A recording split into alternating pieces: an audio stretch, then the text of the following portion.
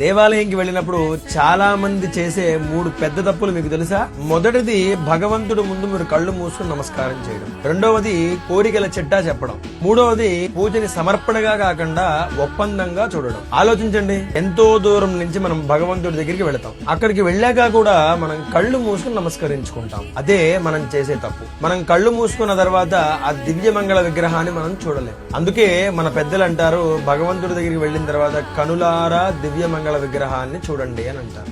ఇంకా మనము భగవంతుడి దగ్గరికి వెళ్ళాక ఇది కావాలి అది కావాలి అని అడగకూడదు. ఎందుకంటే మనకి ఏది ఎప్పుడు ఎలా ఇవ్వాలో ఆయనకే తెలుసుగా. అందుకే ప్రతి పూజ చివరిలో కూడా సర్వం శ్రీ పరమేశ్వరార్పణమస్తు అని అంటారు. అంటే నేను చేసినటువంటి ఈ కర్మ పూజా ఫలితం అంతా నీకే స్వామి అని అర్థం. మన కోరికలలో చాలా ఆత్రం ఉంటుంది, సమర్పణలో విశ్వాసం ఉంటుంది.